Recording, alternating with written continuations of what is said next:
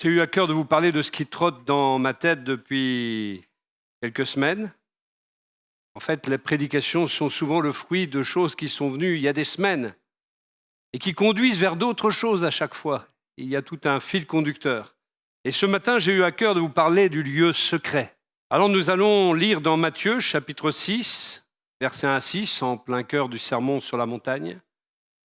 On est presque au centre, parce que le centre du sermon sur la montagne, c'est de notre Père. Et ce sera la prochaine étape. Prenez garde de ne pas accomplir devant les hommes, pour vous faire remarquer par eux, ce que vous faites pour obéir à Dieu, sinon vous n'aurez pas de récompense de votre Père céleste. Il y a 15 jours, on avait parlé du Dieu qui rémunère ceux qui le cherchent, qui récompense ceux qui le cherchent. Vous voyez le fil conducteur. Ainsi, lorsque tu donnes quelque chose aux pauvres, ne le claironne pas partout. Ce sont les hypocrites qui agissent ainsi dans les synagogues et dans les rues pour que les autres chantent leurs louanges. Vraiment, je vous l'assure, leur récompense, ils l'ont d'ores et déjà reçue. Quant à toi, si tu veux donner quelque chose aux pauvres, que ta main gauche ne sache pas ce que fait ta main droite, que ton aumône se fasse ainsi en secret, et ton Père, qui voit dans le secret, te le rendra. Quand vous priez, n'imitez pas ces hypocrites qui aiment à faire leurs prières debout dans les synagogues et à l'angle des rues. Alors n'ayez pas peur si vous étiez debout ce matin quand même, ça n'a rien à voir. Ils étaient même jusqu'à l'angle des rues. Ils tiennent à être remarqués par tout le monde. Vraiment, je vous l'assure, leur récompense, ils l'ont d'ores et déjà reçue. Mais toi, quand tu veux prier, va dans ta pièce la plus retirée, verrouille ta porte et adresse ta prière à ton Père qui est là dans le lieu secret. Et ton Père qui voit dans ce lieu secret te le rendra. Amen. Voilà un passage très intéressant où le Seigneur, d'emblée, va établir un distinguo entre une attitude hypocrite, il s'agit de cela, et une attitude d'authenticité, tant pour les œuvres justes que les Juifs étaient amenés à faire et qu'on appelait les tzedaka. Si vous lisez la Bible, le Nouveau Testament, selon Stern, c'est un Nouveau Testament pour les Juifs, eh bien, il s'est traduit pendant qu'ils font leur tzedaka, c'est-à-dire leurs œuvres justes. Mais faire ces œuvres justes, les œuvres qu'il est juste d'accomplir, mais pour être vu des autres, n'était qu'une attitude hypocrite aux yeux de Jésus. Voilà. Et les Juifs étaient amenés à faire cela, et en même temps, pour la prière également, c'était la même chose. Ils aimaient, pour certains, claironner, ils aimaient bien claironner au coin des rues. En effet, à l'époque, la vie quotidienne des Juifs, elle était rythmée, quotidiennement, à plusieurs heures. C'est pour ça, par exemple, qu'il est dit, par exemple, que Pierre et Jean sont partis, mettons, prier à la 3e heure. Vous voyez ? Il y avait plusieurs heures qui rythmaient la journée en termes de prière, un petit peu comme le font aujourd'hui les musulmans avec les 5 prières. Et la tentation était grande d'étaler sa piété et de faire centrer son adoration non plus sur Dieu, mais sur les mérites personnels qui consistaient à donner ou à prier. Ces deux attitudes étant normalement des attitudes pratiques d'adoration. En aucun cas, Jésus ne condamne la prière collective ici, sans quoi il n'aurait pas invité ses disciples à prier ensemble dans la chambre haute et dans les églises, comme on le voit dans le livre des Actes. Ce qu'explique le Seigneur dans ce texte, c'est le vrai sens de la prière et l'attitude qui la préside, et cela conduit d'ailleurs vers le modèle qu'il a enseigné, donc le Notre Père, que nous verrons une prochaine fois. Mais nous sommes en plein cœur de ce que vous avez dit tout à l'heure, le royaume, le règne de Christ. Nous sommes en plein dans ce thème du royaume de Dieu quand on est en train d'étudier ces choses. Parce que la prière, elle reconnaît la souveraineté de Dieu. Elle reconnaît la dépendance. Quand on prie, c'est qu'on dépend de Dieu.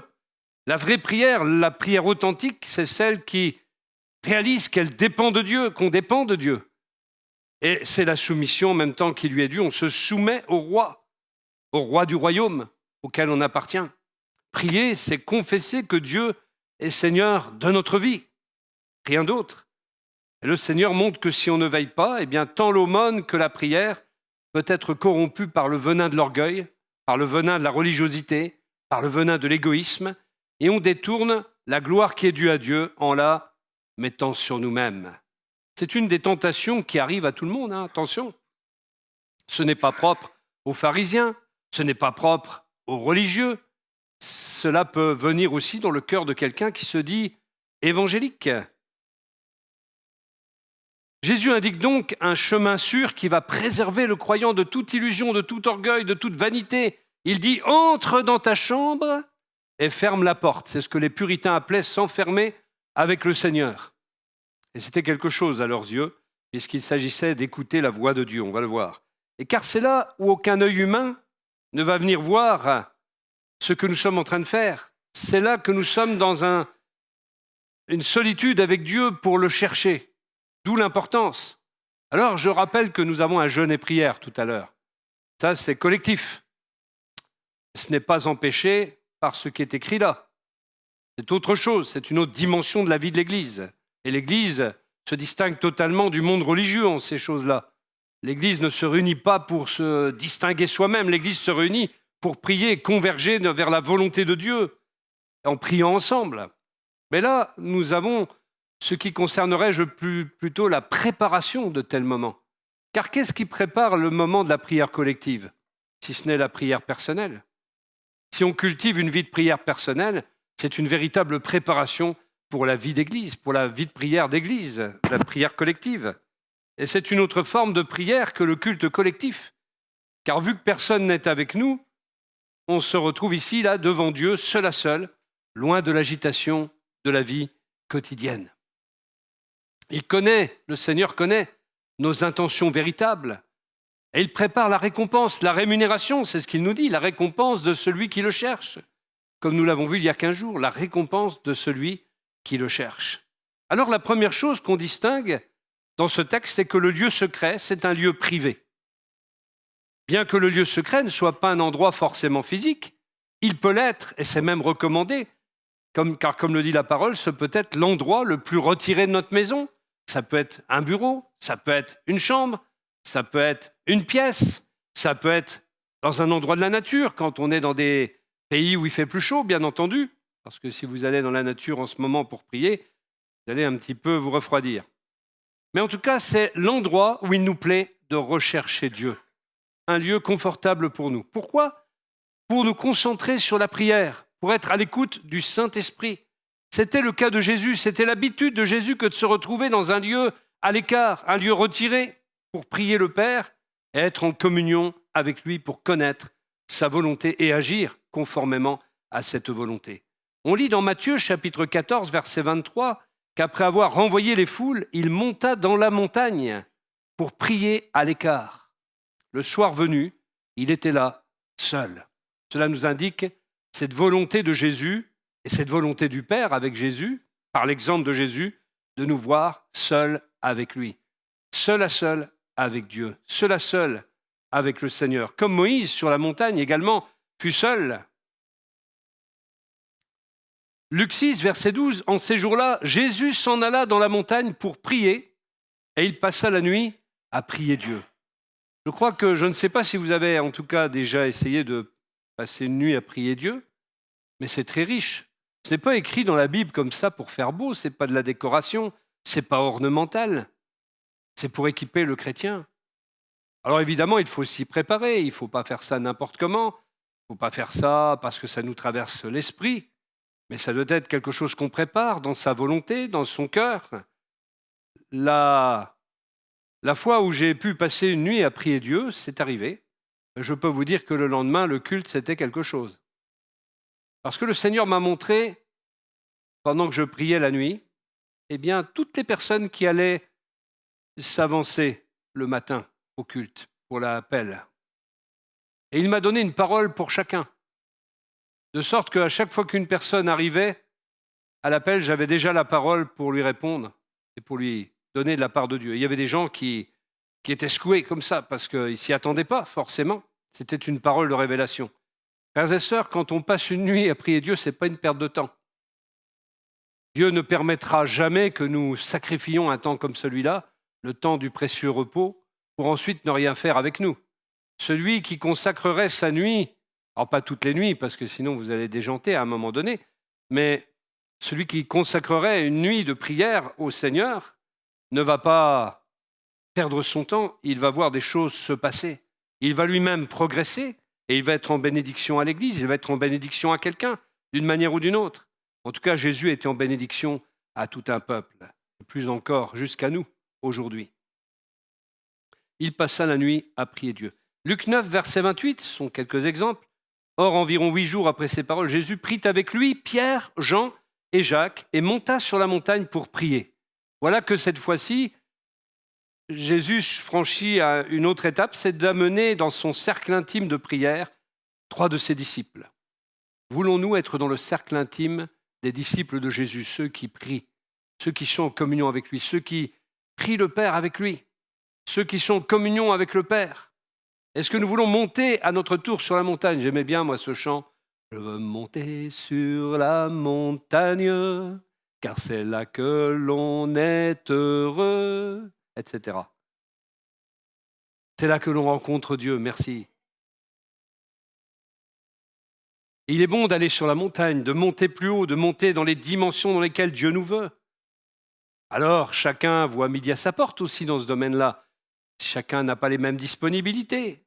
Certains auront peut-être du mal à prier toute une nuit, d'autres y arriveront parfaitement, d'autres sont du matin, d'autres du soir, peu importe. Là n'est pas l'important, c'est la qualité du temps qu'on passe avec Dieu qui est importante. Et il est important de pouvoir passer ces moments et de monter sur la montagne. C'est symbolique, monter sur la montagne. C'est s'élever plus haut. C'est s'élever dans la présence de Dieu. C'est booster notre communion avec lui. C'est booster le sentiment de sa présence, puisqu'il va nous manifester cette présence. Alors, le sentiment de sa présence va grandir en nous. Nous allons nous sentir environnés de cette présence. Et nous nous sentons dans des moments comme cela presque invincibles, frères et sœurs. Marc 1, verset 35, le lendemain, bien avant l'aube, imaginez, il passait la nuit à prier et ensuite il allait visiter les villes et il enseignait, parce qu'il n'allait pas dormir après. Il n'était pas boulanger, lui. Le boulanger, lui, passe la nuit à faire le pain, puis après il va dormir, on est d'accord. Mais Jésus, qui était charpentier d'ailleurs, pas boulanger, lui, il priait la nuit et il travaillait le jour. Parce que la prière régénère, la prière ressource, la prière renouvelle. Et physiquement, il était boosté par la puissance de la présence de Dieu. Donc il est écrit dans Marc 1,35, le lendemain, bien avant l'aube, en pleine nuit, il se leva et sortit. Il alla dans un lieu désert pour y prier. Vous imaginez que vous allez comme ça dans un champ là, à Damousie, à Glaire pour les Sedanais, non pas pour glaner les patates, mais pour prier. Dans un lieu désert où il n'y a personne. Il m'arrive d'aller cueillir des mûres, parce que j'aime bien ça, pour faire de la confiture. Et souvent, ce qui m'a frappé, c'est que quand je vais dans ce champ où j'ai l'habitude d'aller, il n'y a personne. Quelle tranquillité. J'entends le vent, j'entends les oiseaux, rien d'autre. De temps en temps, une voiture qui passe au loin, un tracteur. Mais c'est tellement bien la tranquillité. Et des fois, il n'y a plus un seul bruit. Et surtout, si vous y allez tôt, il y a encore moins de bruit. Et tôt le matin, là, il n'y a pas de bruit. Mais par contre, on pourrait presque entendre la voix de Dieu. Parce qu'il y a une tranquillité, un calme qui nous permet d'être sensibles et de ne rien entendre d'autre que la voix de Dieu en nous, dans notre cœur. Ça, c'est extraordinaire. Et c'est à ça que nous sommes invités, à travers les paroles de Jésus, à cultiver l'intimité avec Dieu, à être à son écoute, à son contact, en contact avec le trône, comme on le disait récemment. La vie de Jésus était une vie de prière puissante, profonde, boostée de part en part, une vie de communion avec le Père. Il ne faisait rien sans la direction de Dieu. Il dira dans Jean 5, verset 19, « En vérité, je vous le dis, le Fils ne peut rien faire de lui-même, mais seulement ce qu'il voit faire au Père. Car ce que fait le Père, le Fils le fait pareillement. » Ça revient à ce que je vous disais tout à l'heure. J'avais le culte le lendemain et je prie la nuit et finalement Dieu me montre comment aborder le culte du lendemain. Est-ce que ce n'est pas extraordinaire de voir de telles préparations? Et le Fils, finalement, faisait la même chose. C'est véritablement un enseignement pour nous. Au lieu de nous lancer à corps perdu dans des actions sans la direction de Dieu, mieux vaut le consulter, mieux vaut être dans sa présence et écouter sa voix, et après on sait ce qu'on a à faire. Jésus connaissait ainsi la volonté de Dieu parce qu'il vivait dans la communion avec le Père. Il priait dans le lieu secret, sur la montagne, toute la nuit, et se trouvait à la synagogue pour enseigner le matin suivant. Il déployait une énergie phénoménale qu'il n'est possible de déployer que lorsqu'on est un homme ou une femme de prière, qui cultive la présence de Dieu. Rappelez-vous, Jésus est quand même revenu à peu près en forme de son jeûne et prière dans le désert. Moïse, qui n'a ni mangé ni bu pendant 40 jours, est revenu en pleine forme. La gloire de Dieu scintillait de lui, à tel point que même le peuple avait peur. La gloire de Dieu était sur Moïse. Et la Bible dit que ceux qui servent le Seigneur dans le ministère de la parole doivent consacrer du temps à la prière. Dans Acte 6, vous voyez par exemple qu'avec ce problème qui s'était déclenché, l'ennemi voulant diviser l'Église dans Acte 6, eh bien, ils ont choisi des diacres remplis du Saint-Esprit et de sagesse pour que les apôtres soient libres de pouvoir se consacrer à l'étude de la parole et à la prière. Et puis, une caractéristique de Saul de Tarse, dans Acte 9, versets 10 à 12, « Or, à Damas vivait un disciple nommé Ananias, qui était lui-même un homme de prière. Le Seigneur lui apparut dans une vision. » C'est bien la preuve, c'est parce qu'il était en train de prier. Et lui dit, « Ananias, oui, Seigneur, répondit-il. » Et le Seigneur lui dit, « Lève-toi et va dans la rue que l'on appelle la rue droite, et dans la maison de Judas. Demande à voir un nommé Saul, originaire de Tarse, car il prie. » Caractéristique de l'apôtre Paul, il prie. Déjà, nouveau converti, il prie. Et dans une vision, il a vu un homme du nom d'Ananias entrer dans la maison et lui a posé les mains pour lui rendre la vue. Quand on est déjà dans l'intimité de Dieu, c'est aussi la porte du surnaturel. Le surnaturel de Dieu ne vient que par la prière. Si on veut voir des miracles, des signes, des prodiges, si on veut voir le Seigneur agir puissamment, nous devons entrer dans cette dimension de la prière. C'est une obéissance à avoir. Pourquoi un jeûne? Pourquoi la prière? Ce n'est pas pour faire des ornementales non plus, ce n'est pas des fioritures de la vie chrétienne. C'est une discipline spirituelle, le jeûne et la prière, qui permet de mettre un temps à part pour Dieu, où on se concentre sur lui, où on revient au cœur de la communion avec lui pour entrer dans les choses que Dieu veut nous communiquer, et en particulier le surnaturel de Dieu vient dans le naturel de nos vies quand nous sommes en prière. Et là, on le voit, Ananias prie, il a une vision. Ananias prie et il reçoit une direction précise, la rue droite. C'est comme si on vous disait, va à la rue des Noyers au numéro 12. C'est exactement cela. Et c'est précis, dans la maison de Judas. Et demande à voir un nommé Saul. Il ne le connaît pas, lui, au départ. Car il prie. En plus, il donne des détails. Et dans une vision, ça veut dire que Paul même a une vision.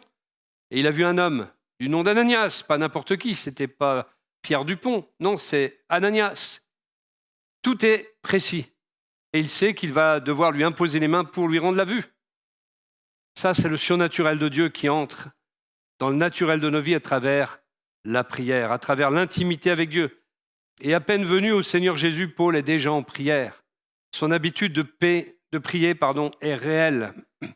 Alors, cela nous pose question.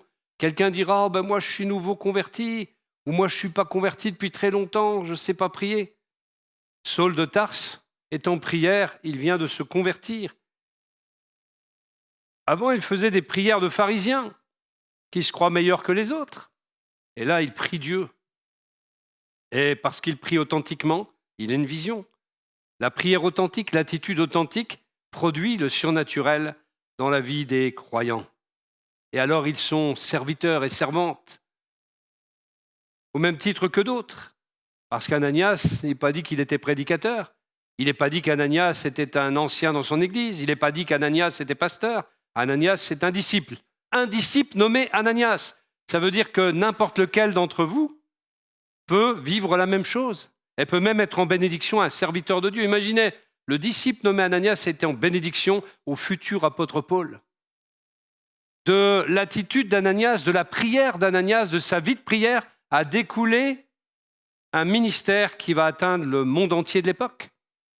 Par cette simple obéissance d'un homme qui se consacre à la prière, qui prend du temps avec Dieu, c'est de lui que le Seigneur se saisit. Le Seigneur se sert des hommes et des femmes qui communient avec lui. Le Seigneur se sert des hommes et des femmes qui prennent du temps avec lui, qui paye le prix parce qu'il y a un prix à payer. Pour avoir cette onction, il y a un prix à payer. Pour le salut, il n'y a pas de prix à payer, c'est gratuit, c'est la grâce de Dieu. Mais pour le reste, il y a des choses à payer, le temps qu'on passe, la consécration, le temps qu'on donne à Dieu, l'offrande de notre temps. Et oui, il n'y a pas que l'offrande monétaire, il y a aussi l'offrande de notre temps. Et cette offrande-là, Dieu la compte.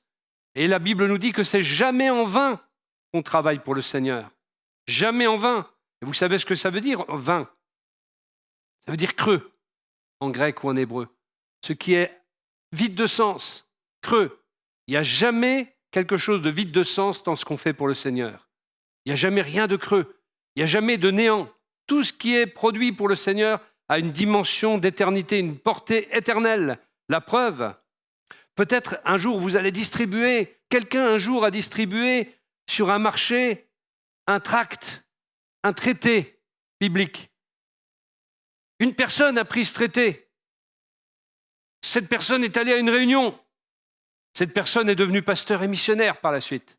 Un autre, dans la même ville, a reçu un traité de la même sorte. Il est devenu évangéliste. Ce que vous faites peut avoir une portée éternelle. Ce que vous avez porté dans la prière peut avoir une portée éternelle.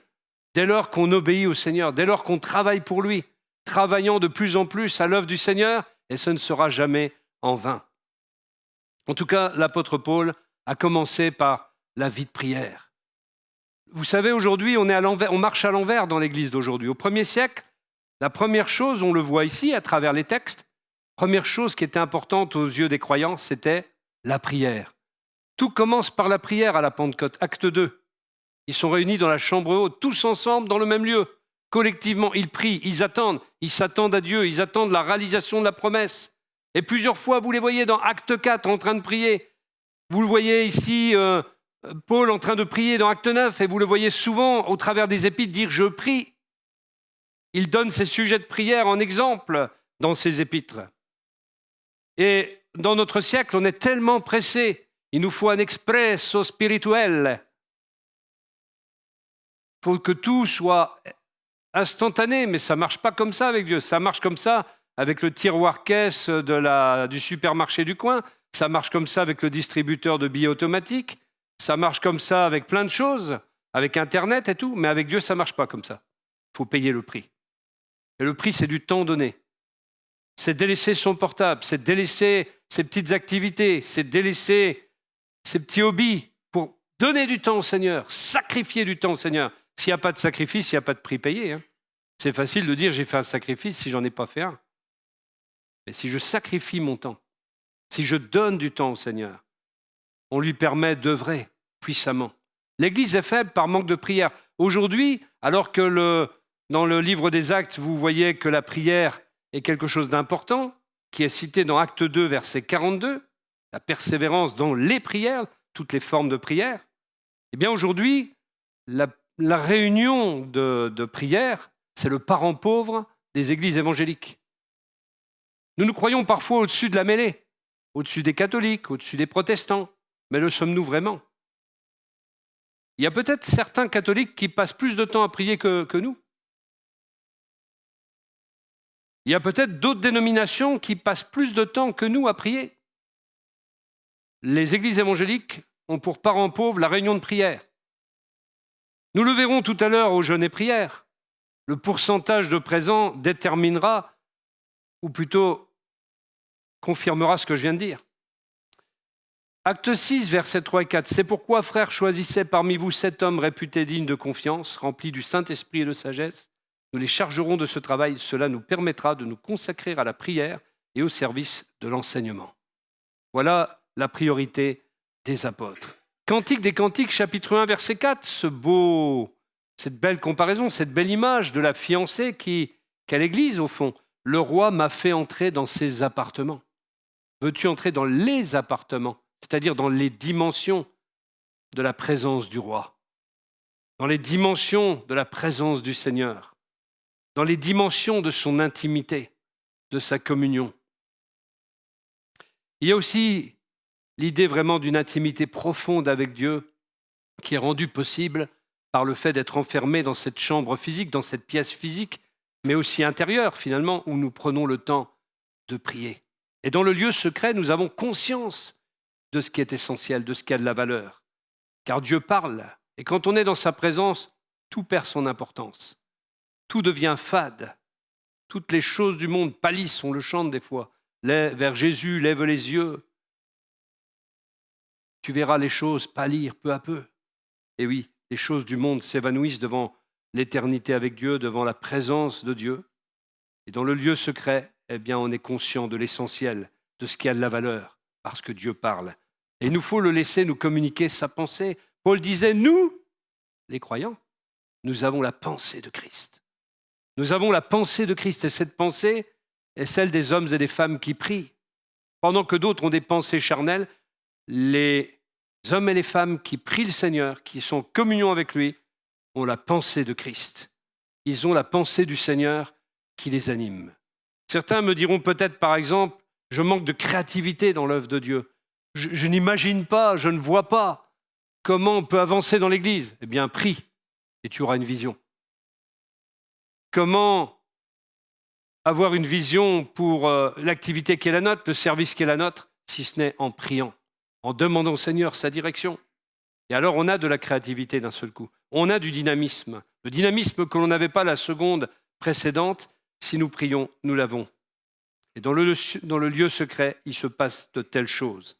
La pensée du Seigneur nous anime. Alors mon frère, ma sœur, quand Dieu t'appelle à prier, parce que je crois que le Saint-Esprit nous appelle à prier, je crois que le Saint-Esprit nous invite souvent et nous refusons, moi y compris. Nous refusons cette sollicitation. Quelle est notre première réaction ? Pour Adam, à un moment, ça a été la fuite. Adam fuit car il a peur, alors que Dieu avait l'habitude de le rencontrer à un moment de la journée, mais il a fui. Quelle est notre réaction quand le Seigneur nous sollicite par son esprit pour que nous prions ? Nous sentons bien à un moment donné dans la journée où Dieu nous dit « mais là, tu vois, là, tu n'as pas trop grand-chose à faire. Prie ». Et nous résistons. Nous faisons autre chose. D'un seul coup, le téléphone sonne d'ailleurs, comme par hasard. Pouvons-nous résister au bouton qu'il faut toucher ? Est-ce que l'appel ne peut pas attendre ? Moi, je pense que Dieu teste parfois notre obéissance. C'est à ce moment-là, effectivement, que le téléphone sonne. Mais sommes-nous capables de mettre le bouton sur le rouge ou tout simplement même de fermer notre portable quand on prie et de nous débarrasser de ça, de cette vermine qui nous pollue parfois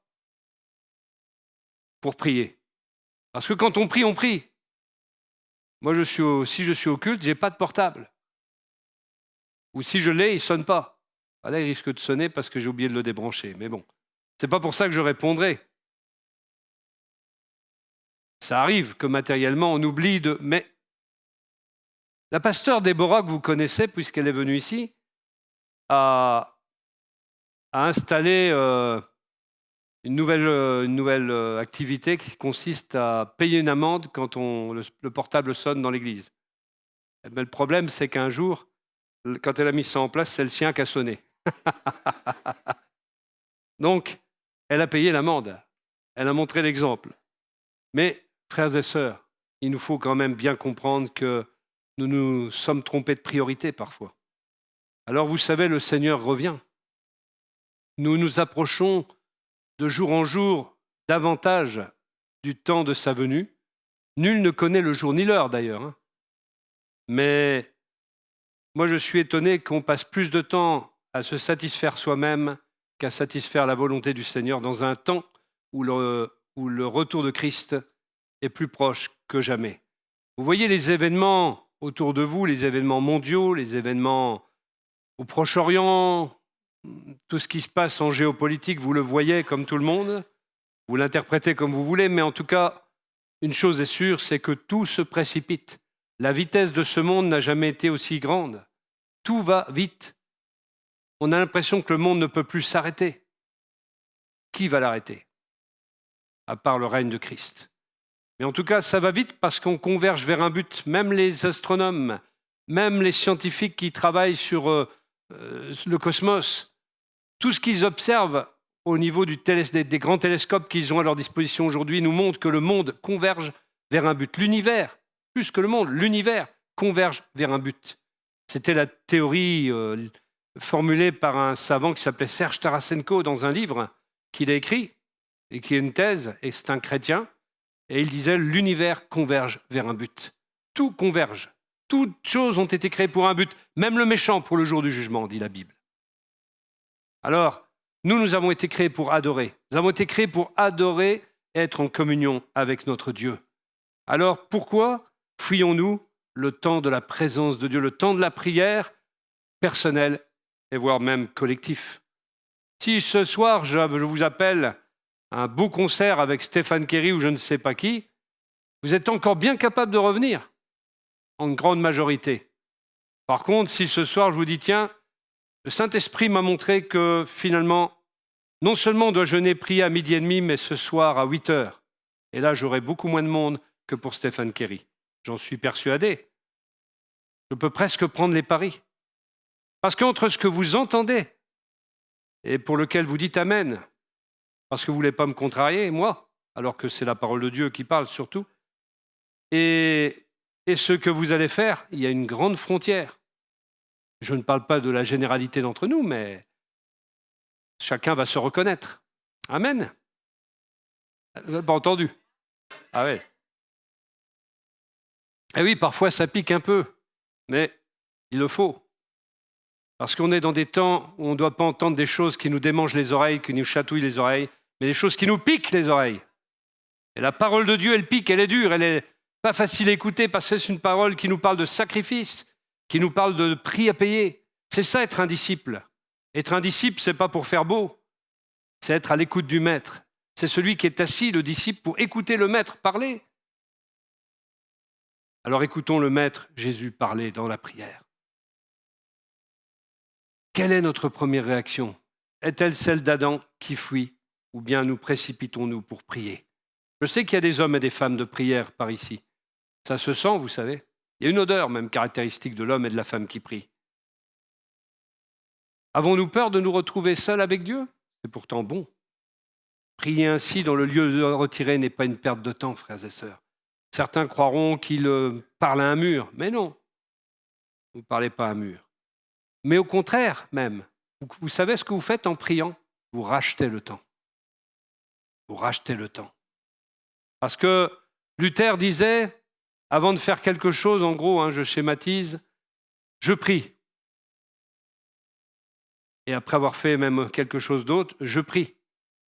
Et en fait, il disait, plus j'ai d'activité et plus je prie. Plus j'ai de travail et plus je prie. Et en fait, c'est la bonne recette. Parce que pour avoir le dynamisme débordant pour faire ce qu'on a à faire, il faut beaucoup prier. Et ça permet de le faire correctement, précisément, efficacement, comme c'était le cas de Jésus. Il priait beaucoup, mais il agissait beaucoup. Parfois, il y a des gens qui nous disent « je vais prier », mais ils n'agissent jamais. Par contre, ce n'est pas bon non plus.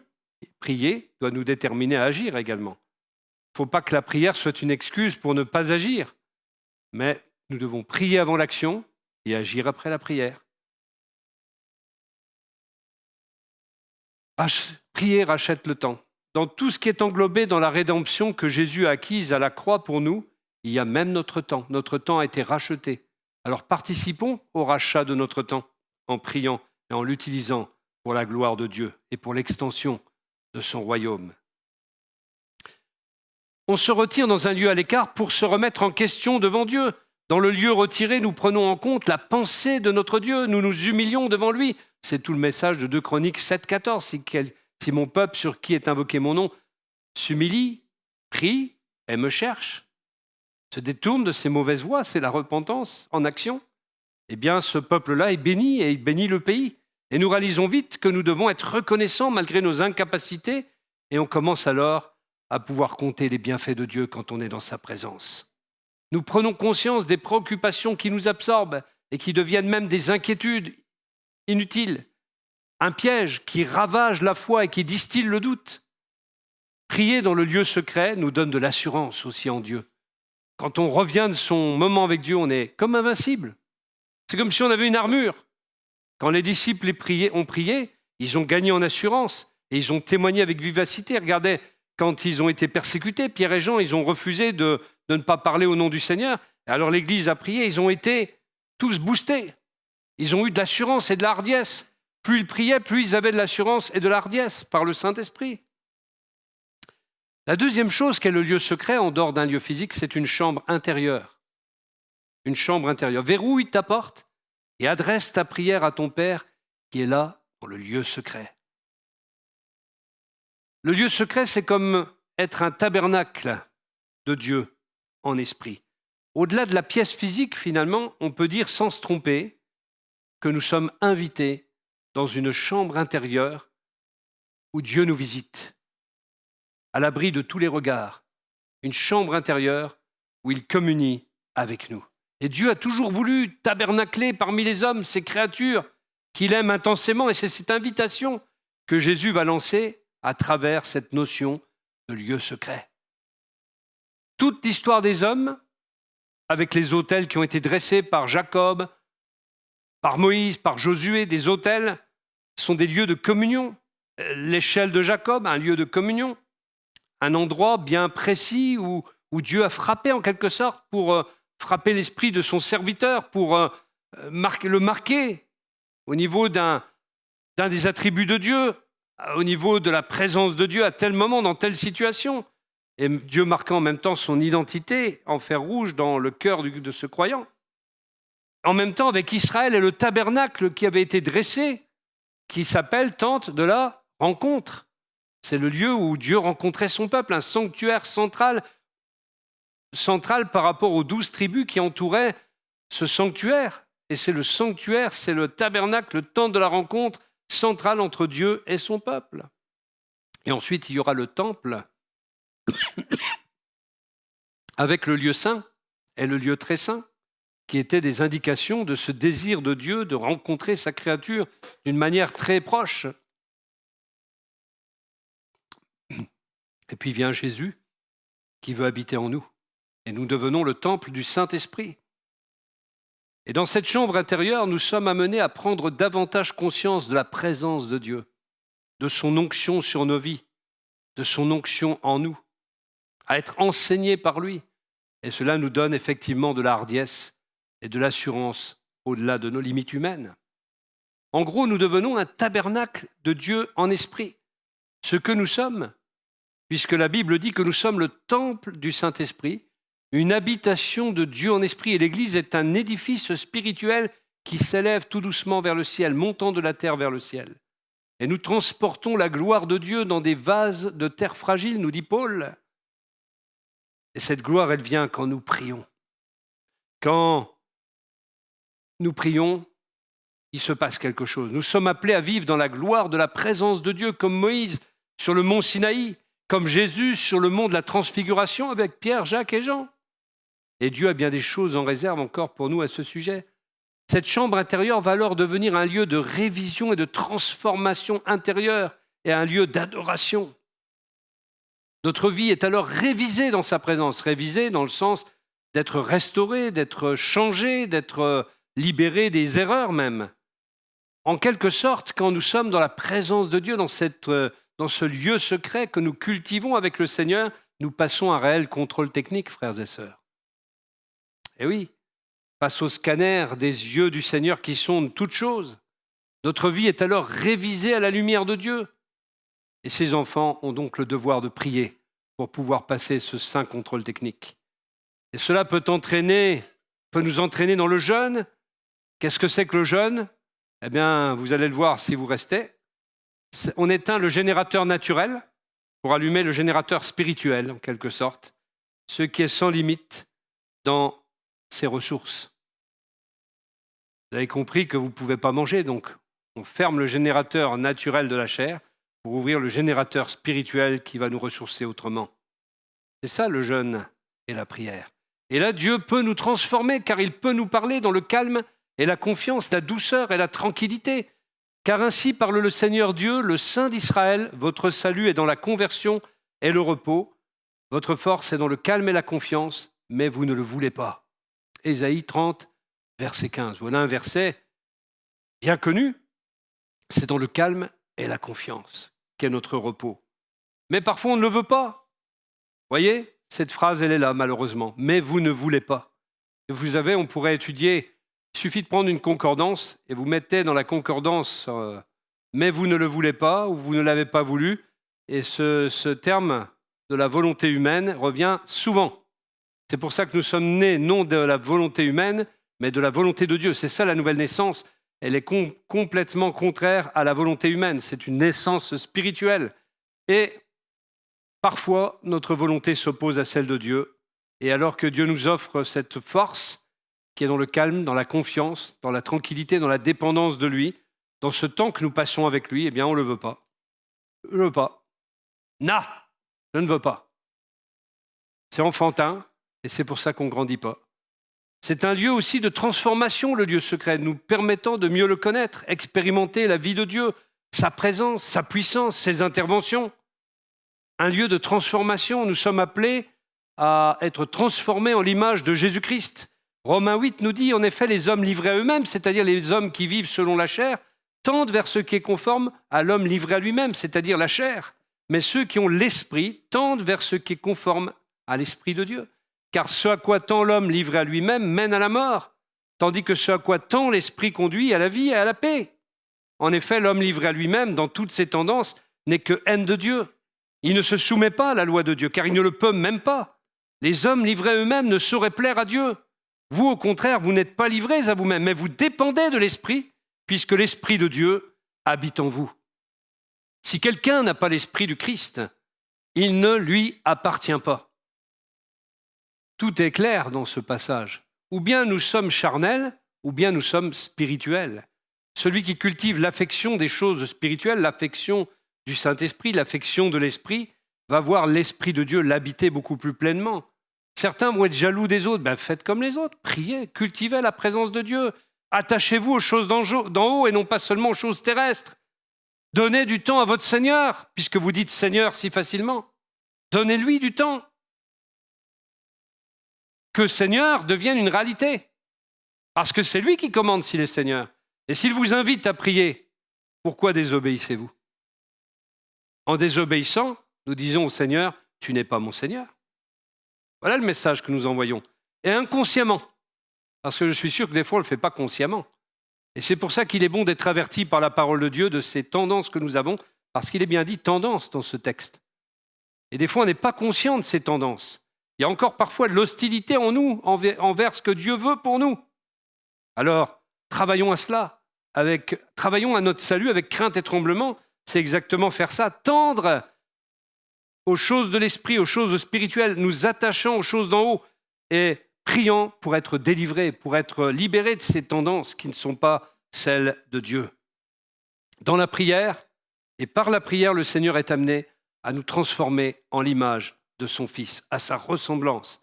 Et dans sa présence, Dieu nous place en même temps au cœur de ses plans, au cœur de ses projets, et même dans une perspective céleste, car c'est son but.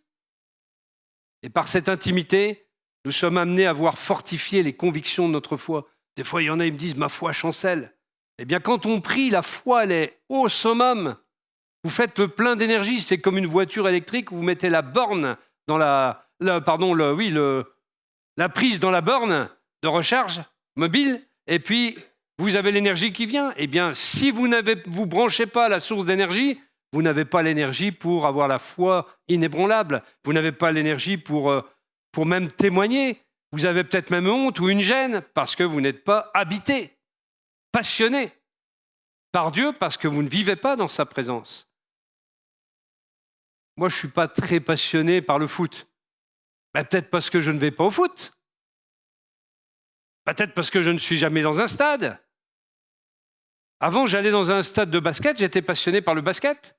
Alors peut-être que quand on est présent dans un lieu, on est plus passionné par ce dans quoi on est impliqué, tout simplement.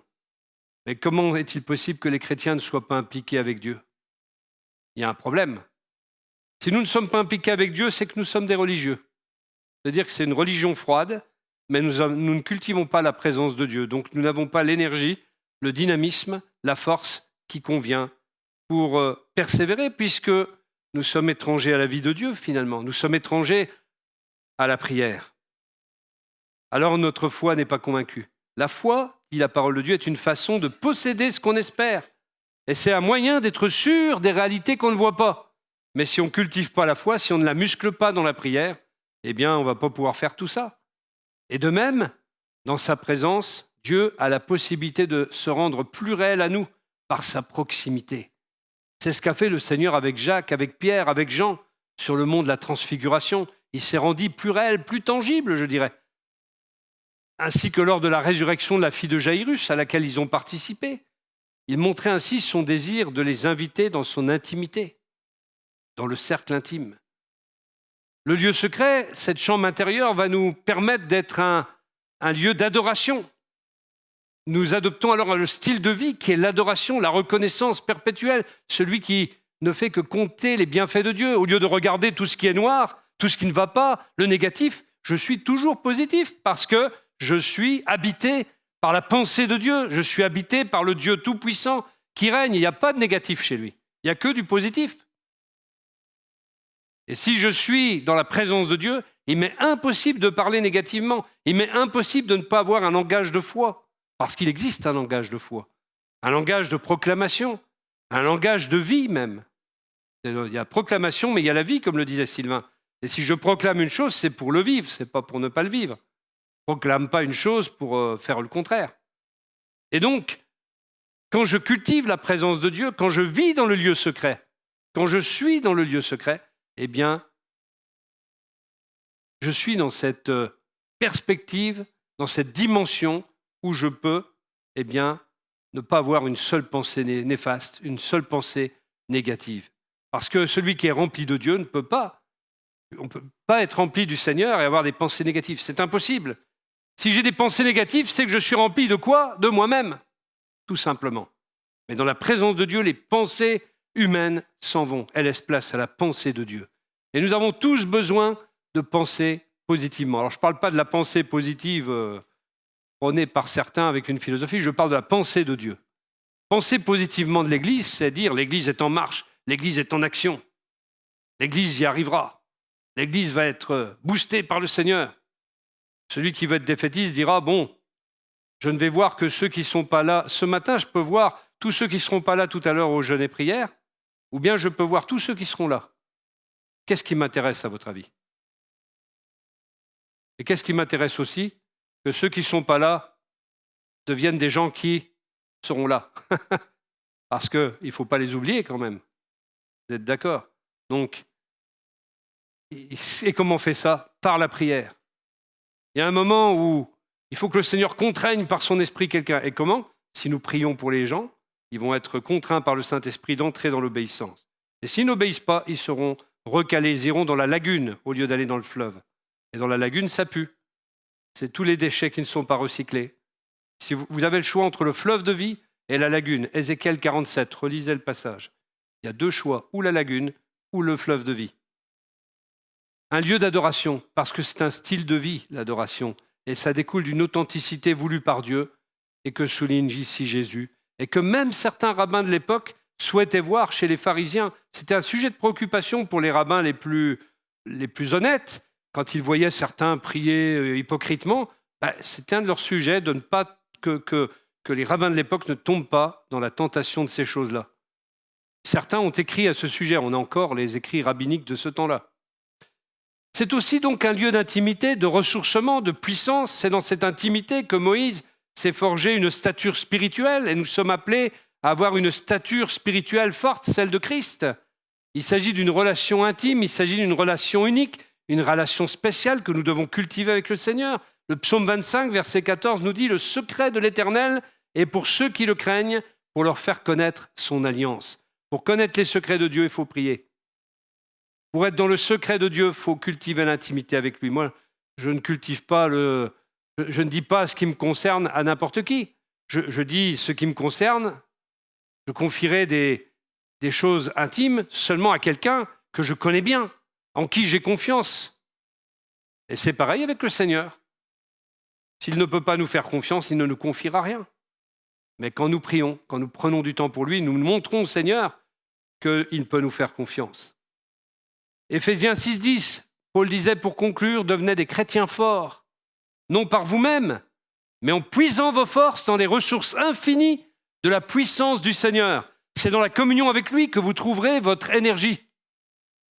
C'est dans ce lieu secret de la présence de Dieu qu'on va chercher l'énergie, comme on va chercher l'électricité à la borne pour remplir la voiture d'énergie. Dans l'intimité de Dieu, on se ressource, on puise dans la force du Dieu Tout-Puissant et on est fortifié pour le combat spirituel. Paul dira encore, demeurez en communion avec l'Esprit par une prière persévérante, car l'efficacité de ces armes dépend d'une intercession qui ne se relâche point. Restez donc alertes et vigilants, attentifs aux occasions favorables, remplis de l'Esprit, plaidant avec une insistance infatigable pour tout ce qu'il vous aura mis à cœur.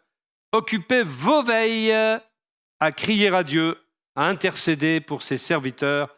Éphésiens chapitre 6, verset 18, transcription parole vivante. Conclusion, ce lieu secret est un lieu de sûreté, d'abri, de refuge, de protection, d'amour aussi, de miséricorde de Dieu. Il faut cultiver ce moment de communion dans le lieu secret où Dieu nous rémunère, nous récompense, lui qui nous voit dans le secret. Si on considère dans la Genèse, Éden était un lieu protégé, c'était un lieu fermé, mais à cause du péché, eh bien, l'homme est sorti du jardin et il a fallu le lieu secret pour restaurer cette communion qui avait été perdue. Alors, prenons conscience que c'est la restauration de cette communion qui nous est offerte au travers de cette invitation à entrer dans le lieu secret. Ce lieu secret, en hébreu, il est appelé Seter. Et c'est le lieu, dans les différents textes où il apparaît, ce mot-là, c'est un lieu pour se cacher, un lieu pour s'abriter, un lieu secret, personne ne nous voit, et un lieu tranquille. Quand vous chantez, par exemple, ce chant « Abrite-moi », vous vous rappelez de ce chant « Abrite-moi », eh bien, vous chantez que vous voulez être dans le lieu secret. Le psaume 27, verset 5, par exemple, utilise ce mot quand il dit « Car il me cache sous sa tente dans les jours du malheur. Au secret de son tabernacle, il me tient abrité. Sur un rocher, il me met hors d'atteinte. » Pas beau, ça? C'est un lieu d'intercession, un lieu de révélation par lequel le Seigneur illumine de sa clarté notre lecture et notre étude de la parole de Dieu. C'est important de cultiver de tels moments et c'est important aussi de les vivre ensemble. Si tu te préoccupes de la vie de l'Église, tu es en général présent pratiquement tout le temps dans les temps importants de l'Église. Quand on n'est jamais là, je dis bien jamais, eh bien, c'est qu'on ne se préoccupe pas plus de la vie de l'Église que ça. On a autre chose à faire. Notre temps est compté. Notre temps est à nous. Il nous appartient. Je fais ce que je veux. Et puis, on aura toujours 1001 prétextes pour fuir ce temps-là. Les 5 paires de bœufs, un mariage. Vous vous rappelez toutes ces excuses légitimes d'ailleurs, que vont soulever des gens dans l'Évangile et que Jésus va évoquer. Eh bien, nous sommes comme cela, frères et sœurs. Si nous regardons dans le miroir de la parole de Dieu, nous sommes comme cela. Même le plus spirituel d'entre nous peut être comme ça. Et il est bon d'en être conscient pour progresser et pour arrêter d'être comme ça. Amen. Que le Seigneur nous bénisse ensemble. Merci pour ta parole, Seigneur. Cette parole est précise. Cette parole est aussi une invitation. C'est une invitation à la vie. C'est une invitation à l'énergie, au dynamisme, à la puissance, au surnaturel de Dieu. C'est une invitation, Seigneur, pour être plus puissant dans la foi. C'est une invitation vraiment pour le bonheur. C'est une anticipation même du ciel, Seigneur, cette invitation. Car le ciel, nous est-il dit, c'est le lieu où nous serons pour toujours avec toi. Mais dès à présent, tu nous offres d'être déjà toujours avec toi. Un avant-goût du ciel, par ta présence dans nos vies, en nous. Parfois, Seigneur, nous pouvons nous sentir impuissants face à telle ou telle situation. Mais celui ou celle qui cultive ta présence, Seigneur, a toujours une réponse, soit par une attitude, soit par un acte. Mais Seigneur, celui qui vit dans ta présence n'est jamais dépourvu, n'est jamais pris par surprise. mais au contraire, Seigneur, il est un acteur dans le temps même de tempête, dans le temps de difficulté, et un vecteur de la puissance de ta parole, de tes promesses, un vecteur de ta puissance surnaturelle. Seigneur, vraiment, nous voulons écouter ta voix, écouter ta parole, ce qu'elle a à nous dire. Et Seigneur, vraiment, continue de nous solliciter. Contrains-nous si nécessaire. Seigneur, donne-nous de plier le genou. Donne-nous de plier le genou devant toi et de venir dans ta présence pour prier. Cultiver ce temps avec toi. Cultiver, Seigneur, ces moments où nous devons, Seigneur, nous présenter dans le lieu secret et t'écouter, être attentif à ta voix, te présenter nos doléances, nos requêtes, notre vision des choses, la soumettre à ta volonté, Seigneur. Oui, Seigneur notre Dieu, vraiment éclaire-nous, éclaire ton peuple dans sa vie quotidienne pratique avec toi. Merci de bénir les uns et les autres dans ce domaine, Seigneur. Que cela résonne à notre esprit au cours de cette semaine. Seigneur, étends ta main sur nous, étends ta main sur ton Église, que nous ne nous conformions pas au monde, et que nous soyons renouvelés dans notre intelligence, dans notre entendement, et que nous ne pensons pas comme le monde, Seigneur, qui pense que prier est une perte de temps. Se peut-il, Seigneur, que nous soyons contaminés par cette pensée? Enlève-la de nous, elle est comme une infection, elle est comme un air fétide, elle est comme une haleine qui ne vient pas de Dieu, mais du diable. Elle est, Seigneur, un poison dans notre foi. Alors nous enlevons ce poison ce matin et nous disons la prière est essentielle. La prière est l'essence même du chrétien. La prière, Seigneur, est le dynamisme du chrétien. La prière est la clé du réveil. La prière est la clé des solutions de Dieu dans ma vie. La prière est la clé qui ouvre toutes les portes. Alléluia. La prière est la clé de l'autorité spirituelle. Seigneur, nous te bénissons ce matin et nous voulons te dire tout notre amour de nous révéler jour après jour ces choses, ces tendances, et nous voulons être habités par les tendances de l'esprit et non celles de la chair, comme le souligne l'apôtre Paul. Sois béni, ô notre Dieu. Amen.